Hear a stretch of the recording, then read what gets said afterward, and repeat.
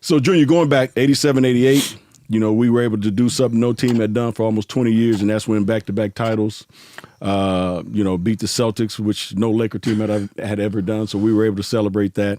And then you leave the Lakers after that 6 years, and then you come back in 2000, and you win another championship with a different group. A different era, man. A different group, a different era with Kobe and Shaq, young, aggressive guys. Right. I remember, KB when he was a rookie. So tell us how it was to come back from the 87, 88 era in that Showtime era to now a new era in LA with Shaq and Kobe and win another championship.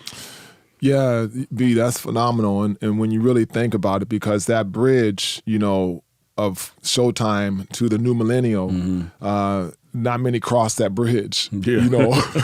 Yeah, most of them start crossing and fall off of somewhere in between. Right. So not many, that was just, it was special. It really was and has been.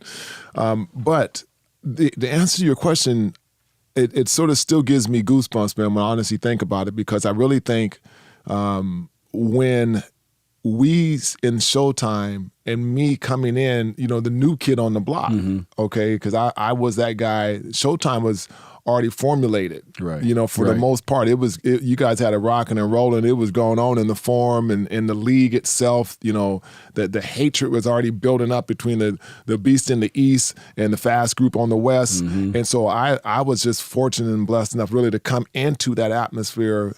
And like you said, you welcomed me greatly, and I appreciate all the food you fed me in my rookie year. You just knock on the dodo and just walk in and just go straight to the kitchen, open the refrigerator.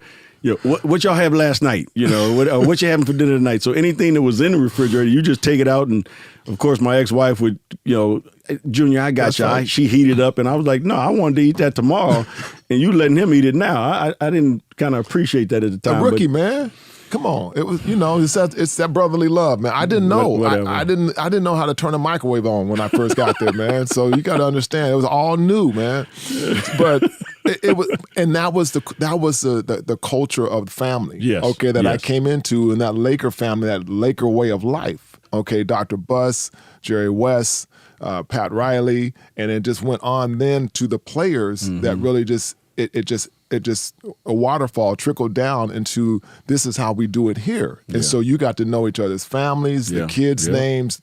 We emphasized the picnics and things like that, and we bowling, movies, and things like that. So that was what I was brought into. Right. Okay. Right. I didn't realize every team didn't do that. Right.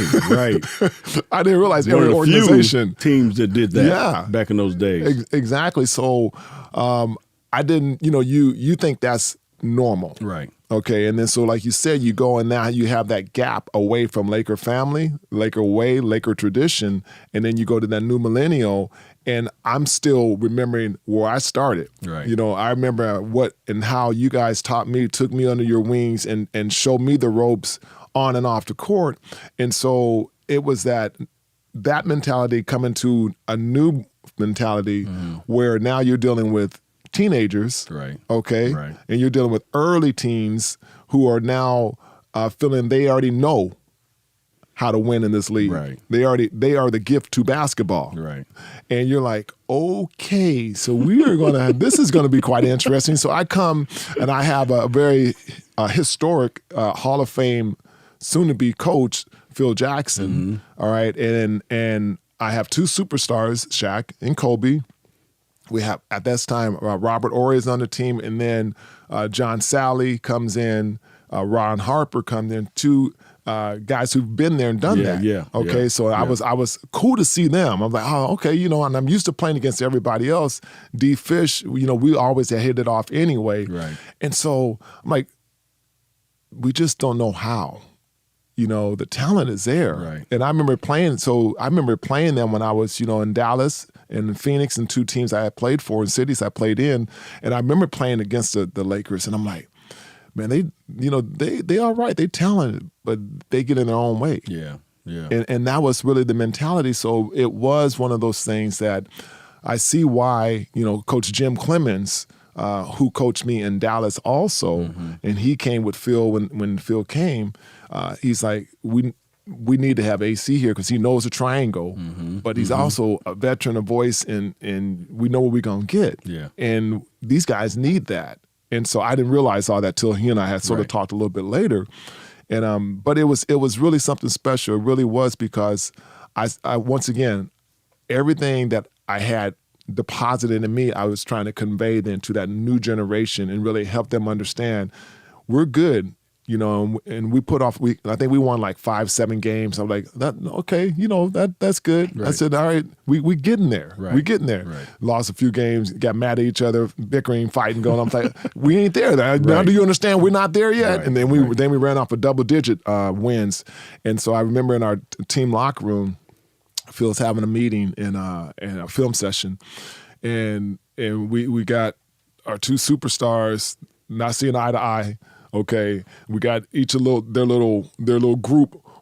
The ones with Shaq, the ones with Kobe. Yeah, Shaq group, Kobe group, and then us veteran guys who have already won the championships, and we're like in the middle, like we're looking at one another. We're like, you know what we got to do, right? He said, yeah, I know, man. We got to. So next thing you know, we like, coaches, can y'all leave the room? Yeah, can y'all leave the room for a minute?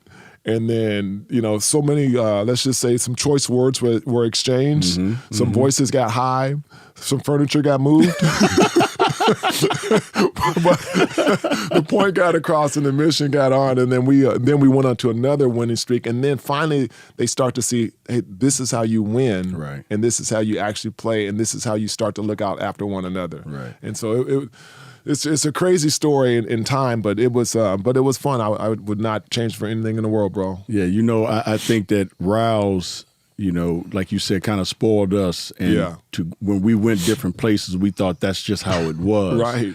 I know when I went to Indiana under Larry Brown, who's another Hall of Fame great coach, he was always asking me questions about how did you guys play the pick and roll. How did you come down to double team the post? What did you guys do, if anything, off the court? I was like, oh, LB, man, you don't understand. I mean, it was a family organization.